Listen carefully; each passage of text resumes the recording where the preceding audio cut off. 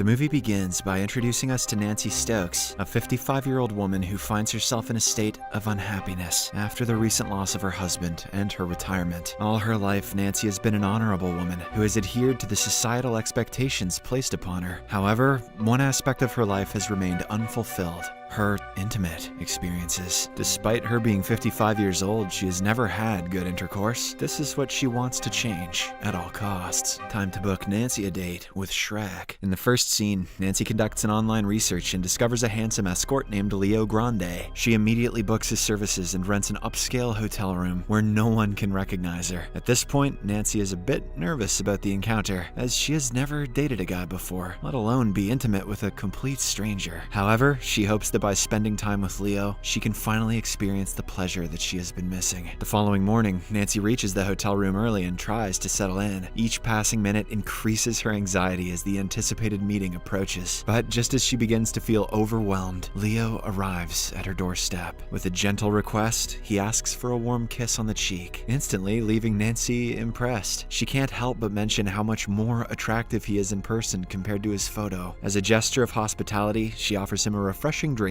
from the minibar, and the two engage in polite conversation. In the midst of it, Leo notices that Nancy is trembling, so he asks if everything is all right. In response, she mentions that she feels embarrassed due to the significant age difference between them. Nancy has started having second thoughts about this meeting, as she believes that what she's doing is morally wrong. However, to make her feel better, he even kisses her passionately. As Nancy regains her confidence, she begins talking about her past. She reveals that her late husband was the only partner she ever had. However, Leo, being the gentleman that he is, assures her that it is perfectly fine. He also compliments that she is extremely attractive and has a great body. Intimate life was terrible. He never allowed her to perform oral intercourse, believing that it was humiliating.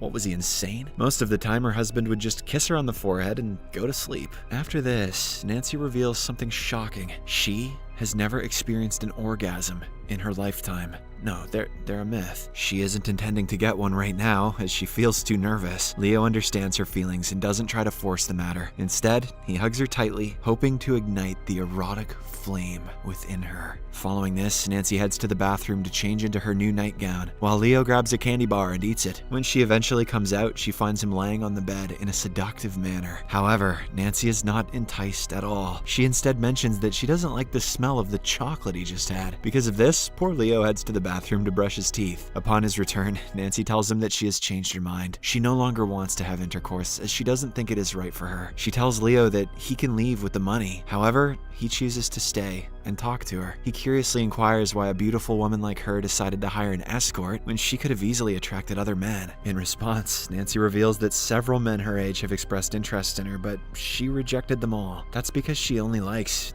young men. Flip the genders here, and this movie is a problem. Nancy then opens up more about herself. She reveals that she used to teach religious education, but feels a lack of guidance and meaning in her own life. She also confesses that she has made sacrifices for the sake of her two children, but even then, they have become distant from her. Throughout her life, Nancy has put aside her own dreams and desires, playing the roles of a dutiful daughter, wife, mother, and teacher. She feels as if she has wasted her life by always trying to do things correctly. Nancy also admits to being self-conscious about her appearance, influenced by her mother's teachings about vanity. However, Leo reassures her that it's perfectly fine to be confident and appreciate one's physical attractiveness. As their conversation deepens, a growing fondness and affection develops between them. Nancy is for sure on track to score that young dong. After some time, Nancy becomes curious and asks Leo if his mother knows about his profession. She wonders if he has a troubled past or if he ran away from difficult circumstances. Leo shares that his mother actually believes he works on an oil rig. She is totally unaware of his real occupation. Well, he does drill holes. He further says that providing intimate services is an important job, so he doesn't feel guilty or regretful about what he does. Hearing this, Nancy feels a bit better, realizing that she's not the only one with these desires. She in turn reveals her most sensual encounter to date. It was 30 years ago, when she, along with her family, were on a vacation in Greece. Nancy encountered a good-looking waiter and started making out with him. However, their romantic moment was was abruptly cut short with the arrival of a car, Nancy still thinks about that waiter today and regrets not doing much more with him. As she continues sharing her intimate past, she becomes more at ease. Leo senses this and abruptly kisses her. Surprisingly, Nancy gets excited by it and finally gives in to her desires. The two then make out and have a wonderful love-making session. A few days later, Nancy contacts Leo again and invites him back to the same room. She didn't invite anyone else as she was very satisfied by Leo's previous service.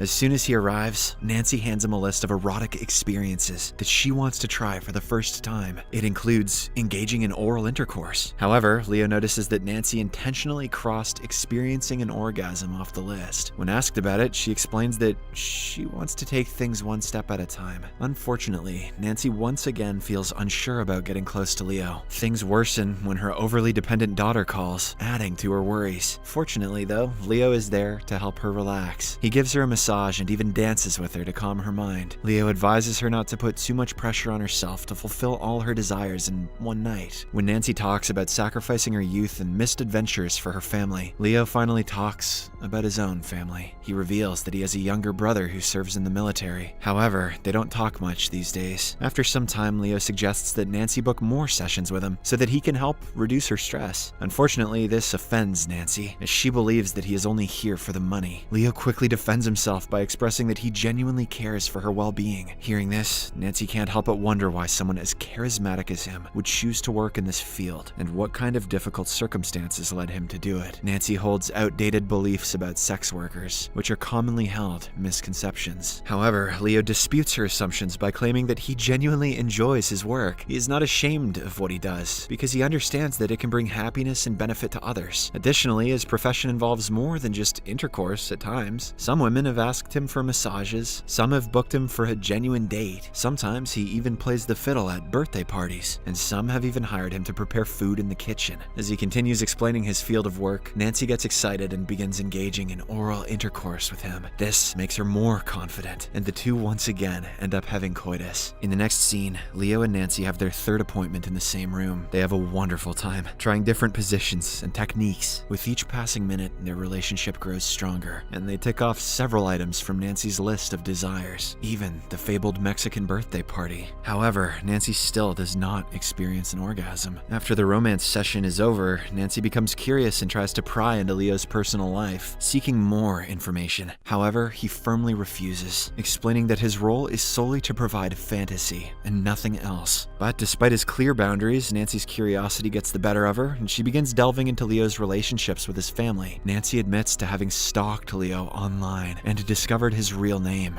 Connor. She expresses a desire to be friends outside of their sessions and advises Leo to share his work with his family. Unfortunately, this invasion of privacy infuriates him. As a result, he quickly changes back into his clothes and angrily tells her not to book him again. He also warns her against contacting his family or disclosing his personal information, threatening to reveal her as a customer if she does. After this, Leo storms out of the room, but then returns to retrieve his phone. While looking for it, he angrily opens up to Nancy about his troubled relationship with his mother. He shares that when he was 15 years old, his mother disowned him because she despised who he was, going as far as telling people that he was dead. When Nancy asks what he did to his mom, Leo becomes even angrier, expressing his frustration at her making assumptions. Saying this, he leaves the room for good. A few days later, Nancy books Leo for a fourth session as an apology and a farewell gesture, but this time she wants to meet him in a cafe. While waiting, she encounters Becky, a former student who happens to work as a waitress in the same cafe. As they chat, Leo arrives, prompting Nancy to create a story that they're there for business. The waitress then takes their order and leaves, giving the two some personal space. Nancy immediately takes this opportunity to apologize to Leo. She reveals that her real name is Susan Robinson and expresses her gratitude to him for helping her gain confidence and explore her sexuality. Nancy also mentions that she has recommended Leo's services to other women in her social group who she believes could benefit from his assistance, just like she did. Hearing all this, Leo becomes happy and promptly forgives her. He then confesses that his mother disowned him when she caught him having group coitus with his friends. Even when they recently crossed paths in public, his mother refused to acknowledge him. Leo also mentions that he has informed his brother about his job, and the latter is cool with it. Right then, Becky interrupts their conversation and reveals that Nancy was an awful teacher in the past. She called the students escorts just because they wore short clothes. Hearing this, Nancy feels awful and apologizes for her past actions. The two head to the hotel room and make passionate love. This time, Nancy finally experiences her first orgasm. After their encounter is over, Nancy tells Leo that this will be their last session, as she has experienced everything she wanted to. However, she wants them to remain friends, and he happily agrees. The movie ends as Nancy looks into the mirror and admires her body. For the first time in years, she is finally content and happy.